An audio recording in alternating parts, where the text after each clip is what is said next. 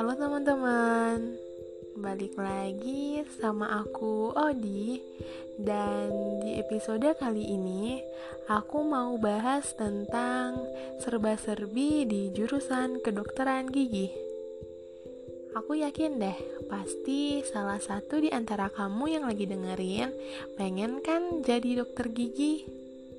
Kira-kira kuliahnya berapa lama ya? Pelajaran apa yang dipelajari dan kampus mana aja nih yang ada jurusan kedokteran gigi?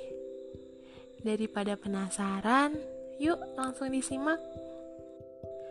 Pendidikan kedokteran gigi terbagi atas dua tahap, yaitu pendidikan akademik dan pendidikan profesi. Pendidikan akademik lamanya 8 semester atau 4 tahun. Sedangkan pendidikan profesi 4 semester atau 2 tahun. Total kuliah dokter gigi selama 12 semester atau 6 tahun. Setelah itu harus mengikuti ujian kompetensi yang diselenggarakan secara nasional di bawah supervisi Kementerian Ristek dan Pendidikan Tinggi. Uji kompetensi secara nasional merupakan ujian yang khusus bagi lulusan Fakultas Kedokteran dan Fakultas Kedokteran Gigi. Memang lama studi kedokteran gigi cukup panjang, bahkan lebih lama dari kuliah untuk menjadi dokter di Fakultas Kedokteran. Hal ini karena pada profesi kedokteran gigi terdapat keterampilan klinik yang harus dipelajari. Masa studi yang lama karena hendak menciptakan dokter gigi yang bermutu. Setelah menempuh pendidikan dokter gigi selama 6 tahun, masih harus ditambah lagi dengan mengikuti internship selama 1 tahun. Internship merupakan kegiatan pemahiran dan pemandirian. Internship dilaksanakan di puskesmas dan rumah sakit umum daerah. Dalam rangka pemerataan, internship selama 1 tahun terutama dilaksanakan di daerah terpencil. Permasalahan yang terjadi adalah waktu tunggu untuk mendapatkan giliran internship. Selain itu, terdapat pula pemberitaan mengenai beberapa dokter yang meninggal dunia ketika menjalankan internship di daerah terpencil. Diharapkan dilakukan peningkatan penata laksanaan dan jaminan bagi peserta internship.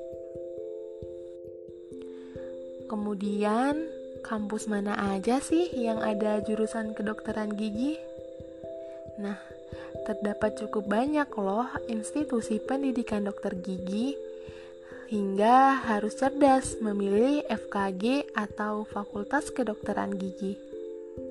Perlu diketahui, FKG yang terbaik adalah FKG yang telah terakreditasi A. Di Indonesia, FKG dengan akreditasi A terdapat pada universitas negeri yang bereputasi baik, yaitu FKG Universitas Indonesia, FKG Universitas Pajajaran, FKG Universitas Gadjah Mada, FKG Universitas Airlangga, dan FKG Universitas Hasanuddin.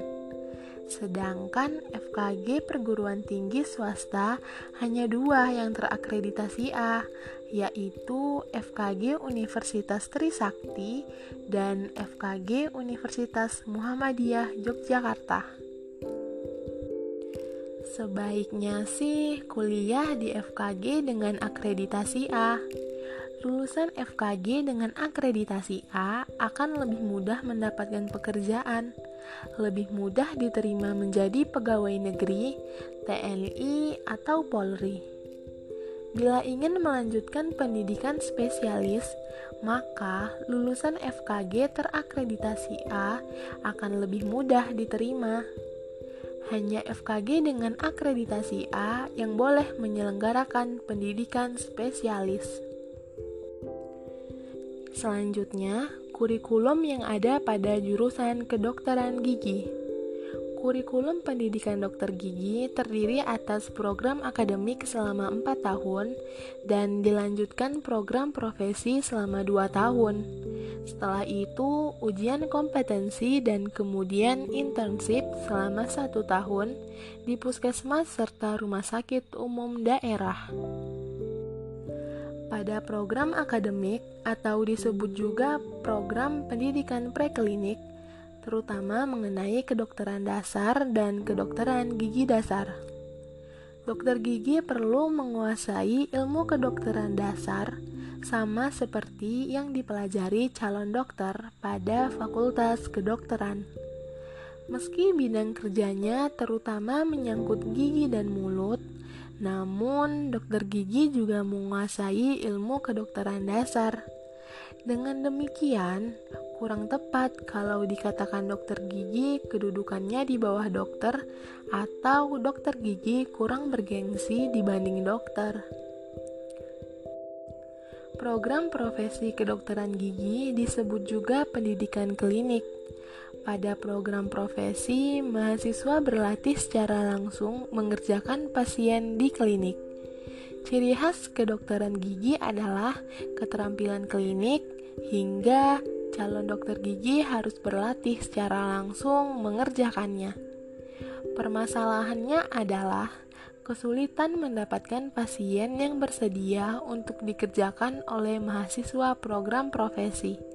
Apalagi dengan adanya BPJS Kesehatan, maka semakin sedikit yang mau menjadi pasien untuk dikerjakan oleh mahasiswa program profesi kedokteran gigi. Akibatnya, cukup banyak yang terpaksa molor dan tidak dapat menyelesaikan studi tepat waktu. Nah, itu tadi beberapa serba-serbi terkait jurusan kedokteran gigi. Kira-kira kamu semakin tertarik nggak nih? Aku doain ya, mudahan kamu yang pengen masuk jurusan kedokteran gigi nantinya bisa lulus dan semoga lancar menempuh perkuliahan. Semangat terus ya, jangan lupa jaga kesehatan. Sampai jumpa di episode selanjutnya.